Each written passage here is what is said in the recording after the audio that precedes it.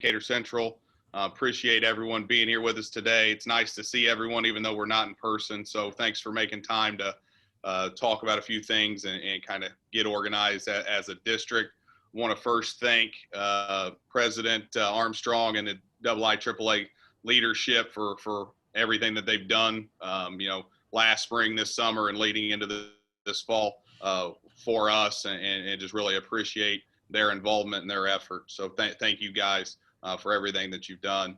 A couple just general informational items as we get started. You should have received from me this morning the agenda for today in an email, as well as a link for a digital ballot for our straw polls and awards voting for District 3. If you did not receive that email through my IIAAA, please email our Assistant Athletic Director here at D. Staton, Staton, at DecaturProud.org. It's Derek Staton.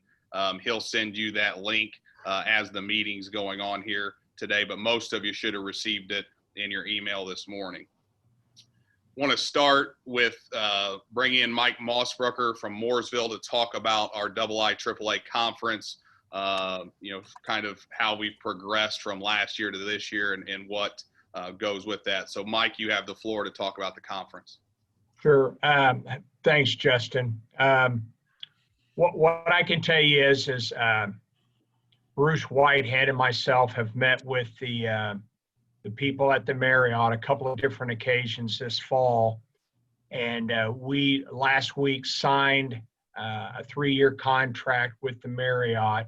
So we feel really good about it. They've made several concessions in terms of our numbers for our attendance, and then numbers for our what they call concessions, that are meals and things like that.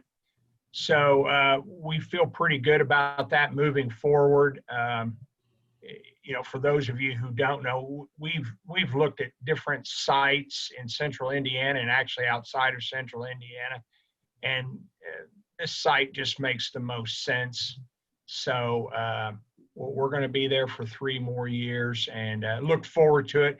Hopefully by March, we'll all feel better about getting out, and you could tell at the hotel that their business was picking up, although they still have several people furloughed. So, but I feel good about it. Bruce, I think you're on here. Is there anything that you can add that would help? No, I think you covered it, Mike. They're gonna do everything they can to accommodate us and make sure we have a great conference, because they need the business, they want the business, and they want us there. So, yeah. Good deal. So, anyone have any questions regarding the Marriott or the conference as we move forward? Great. Hey, good luck to everybody and hanging in there. I know it's been a challenging fall, but I think we're doing great work for our kids and our community. And so I want to personally thank all of you. Thanks, Mike and Bruce, for all your efforts with the conference. We appreciate it. A couple informational items as we work down the agenda. Just some, again, information in terms of board member changes. Rob Seymour from Fishers has been added to the technology committee, joining Tori from Plainfield and Scott from Cascade. Scott and Tori, thanks for all of your effort, and we know Rob will be a great addition to that team for our association. So welcome, Rob. Again, informational only. John Regatius from Danville is no longer the website coordinator. I believe that's been updated on our website. So that's, again, informational only. Working down the agenda, IIAAA open positions. Mr. President, to my knowledge, there are no open positions at this time, but if anyone is interested in the future as serving as in some sort of leadership position or capacity, please email me. I'll make sure Mr. Preheim and Mr. Armstrong have your name as part of that potential list moving forward in terms of people that want to serve in leadership positions. Anything to add to that, Mr. Armstrong? I just would say just get those names to Dave Preheim, because Dave, there's always, Dave's searching always for people to fill roles, and we always have roles opening up. So get your name in. I will tell you from a my example, I asked Dave about a year ahead of when he started getting me involved. I said, look, I'd like to get involved, and I've been for the last decade. I've been doing different roles, so he'll get you involved. Just get your name to us. Thanks. Our IIAA membership. If you're in this meeting and you're not a current member, we need you to register. We've talked about membership in our previous meetings. Phil from Lebanon handles our membership in District 3. Phil, I know I saw your name earlier. Is there anything you'd like to add as far as membership in general? Just make sure I sent out a message. If you're not paying online with credit card and you pay by check, please mail that check to me at Lebanon, not to Kevin. Davies, mail it to me. There's been some confusion with checks going his way. Kind of messes it up. I can't mark you off as paid. So just try to make sure you get the check mailed to me here at Lebanon, and then I'll get it over to Mr. Holzinger to get it deposited. Thank you. Thanks, Phil, for all you do for District 3 and handling those memberships. We appreciate it. LTC courses, Mr. Armstrong, from a professional development standpoint, what do you want to add with these courses and professional development? Well, first of all, there's a couple new courses coming on online. I had the opportunity this summer at the a couple weeks ago at the Professional Development Coordinators Conference to take LTC 621 and 628, which is both the 621 is the new turf course. So if you're looking at a turf project, we've replaced the one that was there that was very technical. This course is a little bit less technical, but outstanding. And then the mental health course is just well done. It deals with mental health of athletes, coaches, you as an athletic administrator, dealing with parents, so forth, so on. Outstanding course. So those two are going to be available in December, and we'll talk about that a little bit more when we talk about the conference. But we're a national leader in the state of Indiana with courses. We, in the first 6 months, took 155 courses through the IIAA. That just helps the IIAA because they do pass along the revenues to us. Then we've done with the addition of the IIAA Zoom that you're on right now, we're able to offer courses, and we did the LTI Institute in the summer, and then another 504 class about a month ago, and we've added another 70, I think 77 additional people have taken a course, at least one, since that point. So outstanding. Keep doing it. Keep working towards your certifications, and keep taking courses. There's a lot of great stuff, and with all the stuff that we're facing on a daily basis, it's great to get that information into us. So thank you for all you guys are doing. Thank you, sir. If you're not receiving a newsletter from Will at LaVille, you should have received that on September 4th. If you did not receive that communication, please email me, let me know. I'll communicate with Will and make sure you're a part of that communication. The participation committee was set to, I think, reconvene in the spring. Obviously, with everything that happened, that got pushed back. Participation committee looking at summer participation rules and our in-school, out-of-season rules with contact periods. I know, Mr. Mossbrucker, you're on that committee, set to reconvene. Is there anything you'd like to add to that? Yeah, what I can tell you is I've talked to both Sandra and Paul regarding reconvening the committee. I know they're really interested in doing that, but with everything else that's going on, I think it's kind of gotten pushed back a little bit. But I intend to circle back around to them here maybe next week and kind of press them for that, because I really do think we need to start pressing teams that don't have things, or sports that don't have guidelines for the summer. I think that's really important that we get everybody on the same page. And so I'll circle back around to them this week. Okay. If anybody in this meeting, District 3, has questions, concerns, suggestions for the participation committee, please email those to me, and I'll make sure I get that in front of the committee as soon as possible, as they can have those discussions when they reconvene. moving along, I'm gonna skip over our straw polls. We'll come back to that. I'm gonna go down to the IIAA committee on class sports, and bring in Brian Avery to talk a little bit about that committee and what they've worked on, as he's a part of that. So Brian, can you update us on that committee and what's been talked about? Absolutely, absolutely. Larry Kissinger, who's the leader of IIAAA proposals, and myself, I'm Larry's assistant, for more than a couple of years have talked about our organization possibly looking into our current 4-class structure and to see if there's any interest, needs, et cetera, to maybe look to make some changes. So a committee was formulated. If you're looking at the agenda of the meeting, you can see that there were representatives from all over the state from different classes. Actually had quite a bit of feedback from people wanting to be part of the committee. So much so that we not only had a committee, but we created a sounding board for those members who expressed interest, but just we didn't have room for in the committee, but we sought their input. So we met, quote unquote, a few times this summer. We had some pretty good momentum going, to be honest. And then July hit, and I think you all know what happened in July, and we got extremely busy doing other things. John Regatius, who was a leader in this cause, at least at looking at classes, left our field.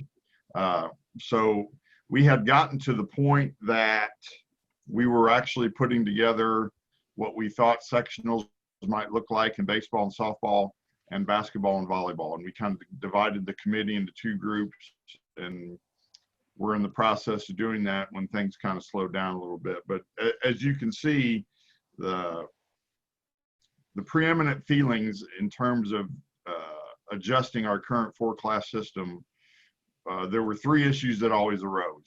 The disparity in numbers in the big class, schools with little or no enrollment changes being bumped up classes because of typically when new schools enter the IIAAA, they're in the smaller class, and that bumps everyone else up, regardless of whether your enrollment is growing or not. And then thirdly, that schools were in different classes and different sports, and then obviously in different sectionals. And as you guys and gals know, it's hard to create interest, excitement, rivalries, etc., when you're in different classes and different sectionals for different sports. So that's where we are. Obviously a 5-class system, which is kind of the way the direction the committee is going, would be based not on a certain number of schools per class, but on an enrollment number. So whatever your enrollment would be, and the 5-class system we were looking at and had kind of gained the most momentum was 2,000 students and up would be 5A, 1,000 to 2,000 would be 4, 550 to 1,000 would be 3, 300 to 552, and below 300 would be 1A. I don't have those numbers right in front of me, the number of schools that would be in each class. But actually, those numbers are pretty close to what a lot of our 1A, 2A, and 3A classes already are. So there are other issues that are involved that came up, 2-year cycles versus 4-year cycles for reclassification. Should we do it for individual sports? Should economic factors be considered? Those were all things that we discussed, but the 3 that I just listed are the ones that created the most conversation. So I'm sure we'll continue to put more work in as the year goes. I'd like to say as things slow down, but we know that doesn't happen. So we'll just have to make time and get back together and get some more work done. So I'm open for questions, comments, suggestions. Anyone have any questions for Mr. Avery as it relates to the IIAA Committee on Class Sports?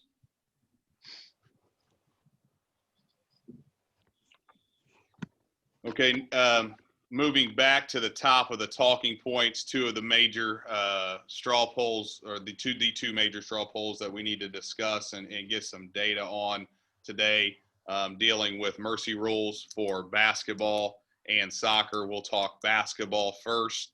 As you can see in the agenda, the Basketball Coaches Association are in favor of adopting some sort of mercy rule.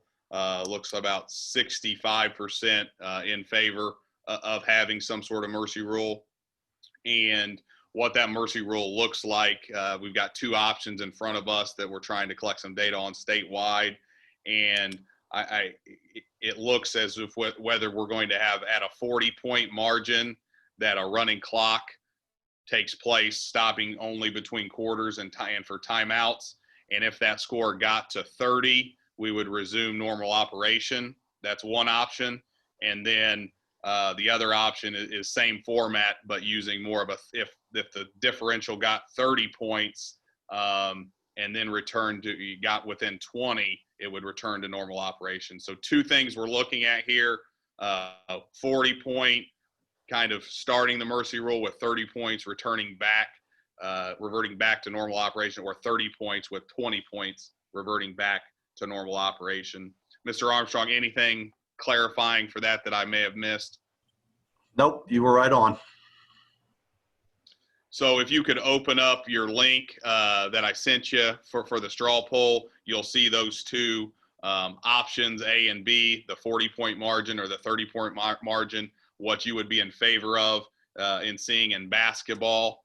And Mr. Avery, I know we've talked about this. I think just like football, when we adopt if we adopt a mercy rule, we would then look at the quarters just like we did in football for those sub-varsity quarters, correct? Correct, absolutely. Justin, the only thing that came up yesterday and the other meetings I've been on, which is there's 5 other ones, is the reverting back to the clock at a certain point total. And the answer was the Basketball Coaches Association wants they want to make sure that it's a no-go for them if they don't get a revert back when they get below either 30 or 20. So, and the question came up yesterday, well, what happens if we're bouncing back and forth? It's a let's say we go with a 30-point lead and at 30 and then they go to 27 and they're back to, so the idea was it's the next dead ball when it would revert to that clock stopping or so forth. So that was the only questions that came up yesterday. There were some really good questions that came out of the District 2 meeting. So Dan, what you're saying is they would not entertain just keeping it like we do in football. I guess the Basketball Coaches Association did not want to. They wanted to make sure that if they were pressing and they got below 20, let's say, or got to 20, that they could get the clock stopping. So that's what we were told yesterday. Okay, thank you. Any other questions around this straw poll regarding the mercy rule for basketball? So if you would, please vote for one of those options on the Google form. Moving along into the mercy rule for soccer, the Soccer's Coaches Association is not in favor of a mercy rule, where you can see 61% are not in favor of having a mercy rule in soccer, but ADs are in favor based upon a 226-16 margin. So large discrepancy between ADs and coaches on whether we should have a mercy rule for soccer. The two options we're voting on today deal with when there is a 9-goal margin. Option 1 is when you have a 9-goal margin or beyond, you start a running clock after 5-goal discrepancy with no stoppage for subs, injuries, goals, cards. Just continues to be a running clock after a 5-goal margin. And then the second option is just having the game be over when there's a 9-goal differential at the half or beyond with no running clock option. Mr. Armstrong, any clarification to that? Well, I'll use what Pete Hughes, of course, which does sports proposals. Pete Hughes said that he began a process just to see of timing between goals. So you say, well, soccer has a running clock, but whenever there's a goal, scored, the clock stops.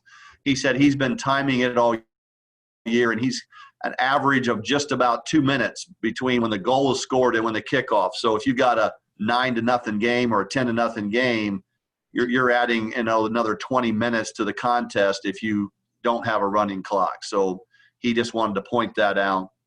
If you do get a running clock after 5, you're still going to save a considerable amount of time if there's a massive number of goals being scored. Thank you. Any other questions related to the mercy rule in soccer? Please vote for one of those options.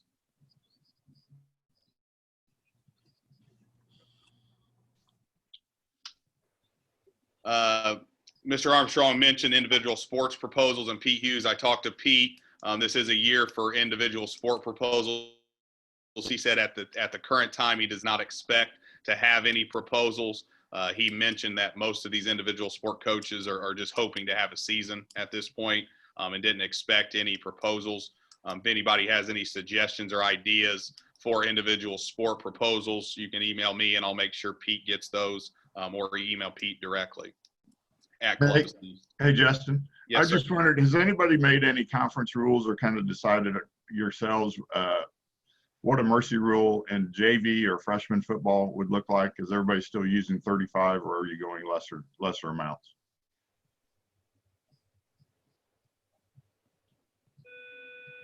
We're using the 35.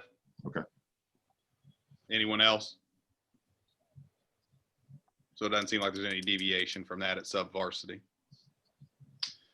Last thing we need to do is vote for our award winners within District 3. Even though we're doing those digitally, I want to recognize the nominees, all very deserving. Our nominees for the Athletic Director of the Year are Rob Seymour from Fishers and Mike Ford from Bishop Chatard. Both very deserving. You can only vote for one, but want to recognize both of them for being nominated as potential Athletic Directors of the Year. Brian Kendall from Chapel Hill is running unopposed and well-deserving middle school AD of the year, so congratulations to him. Our Charles Moss Award nominees are Brad Holsinger from Avon and Heather McGowan from Ben Davis. Again, two very deserving individuals. We want to thank them for all that they've done for their respective districts and the organization. And our Distinguished Service Award, Diane Crum, Secretary for Clinton Central, has been nominated, very deserving candidate, as well as Kyle Nendrip from the Indianapolis Star for all he does for high school sports. So again, vote for one in each category, but want to congratulate and recognize everyone that was nominated. All great people and great for our kids and our profession. So if you could vote for one and then submit your Google form, we'll tabulate our straw poll votes as well as our award winners, and I'll communicate those out, all of that information out today in an email to everyone in this meeting. So as we finish up, again, thank you, Mr. President. I'll leave it to you to close the meeting with any other kind of closing remarks. Well, guys, first of all, look around. There's the who's who of athletic directors in this meeting. This is an outstanding group of people. And I would tell you that this has been a tough year. It dates back, but you guys have been unbelievable leaders. And I just appreciate you all. And you guys uplift me every time I'm on a meeting, and it keeps me going. So I hope we're able to do the same thing for you. And if you guys ever need anything, please reach out.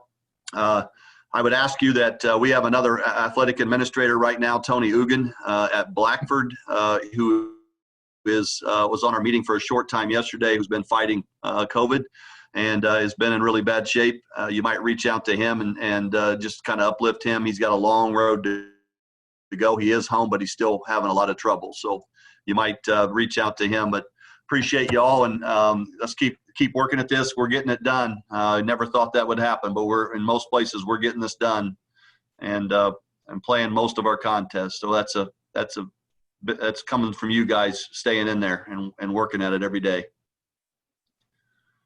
Thanks, Justin, for letting us be here. Appreciate it.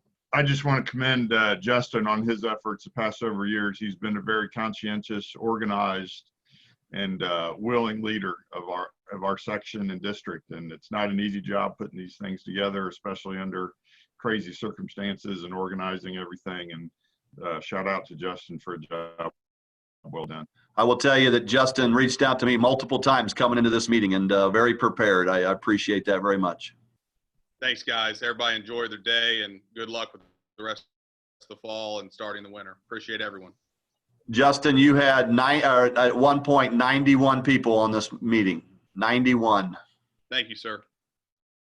Yep. Have a good Yep. day.